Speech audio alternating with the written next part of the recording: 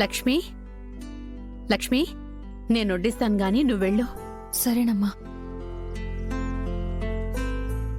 ఏ ఆగు.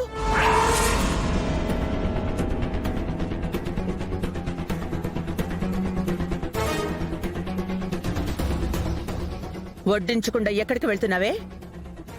తనకి రేపేదో ఆఫీస్ పని ఉందట వదినా. తనేమి పని మనిషి కాదు కదా అత్తయ్య. తను పని మనిషి కాకపోయినా ఇంట్లో మనిషి అయినా పని అందుకోవాలి కదా బావా. ఇంట్లో ఇంతమంది ఆడవాళ్ళు ఉన్నారు, తనే పని అందుకోవాలా? నేను వడ్డిస్తానులే గాని నీ వెళ్ళి పని చేసుకో. షో ఆఫ్ అక్క. అదేదో మన కోసం, మన కంపెనీ కోసం కష్టపడుతున్నట్టు బిల్డప్. దాని షో ఆఫ్ కి వీళ్ళ తప్పట్లు పొగడతలు. అత్తయ్య, తనకి నిజంగా రేపొద్దున బ్యాంకర్స్తో మీటింగ్కి ప్రెజెంటేషన్ వర్క్ ఉందని అది మీకు కూడా తెలుసు కదా అత్తయ్య? ఉందిలే. రేపు మేడం గారు ఏం ఘనకార్యం చేయబోతున్నారు? ఆ ప్రెజెంటేషనో మీటింగో నువ్వు సహస్ర చూసుకోలేరా? అదొక్కటే విరగబడి పనిచేయాలా? అత్తయ్య, తనే కదా మొదటి నుంచి ఆ ప్రాజెక్ట్ మీద పని చేస్తుంది. మరి తనకే కదా ఎక్కువ ఐడియా ఉండేది. తనుండబట్టే ఆ ప్రాజెక్టుకి అంత పేరు వచ్చింది. ఆఫీస్ విషయాలు తినే దగ్గర ఎందుకు, వదిలేయండి. ఇలానే దాన్ని వెనకేసుకొచ్చి దాన్ని నెత్తిన పెట్టుకు నూరేగండి.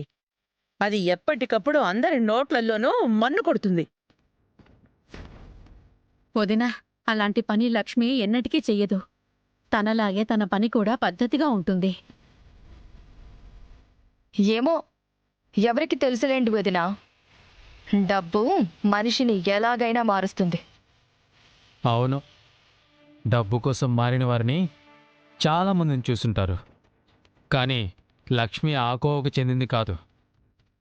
ఇంట్లో ఆ లక్ష్మికి ఫ్యాన్ ఫాలోయింగ్ రోజు రోజుకి పెరిగిపోతుందిగా. ఏదో ఒకరోజు పంగనామాలు పెట్టకపోదు, ఆ రోజు తెలుస్తుంది నేనెందుకు ఇన్ని జాగ్రత్తలు చెప్తున్నాను అని. అంటే దొంగ చేతికే విహారీ తాళాలు ఇచ్చాడంటావా అక్క? అంతే కదా పిన్ని దానికి అర్థం. తనకు ఆ ఉద్దేశం ఉంటే మన కంపెనీలో నుంచి అక్రమంగా తరలించిన కోట్ల డబ్బుల్ని తను వెనక్కి ఎలా తీసుకొస్తుంది?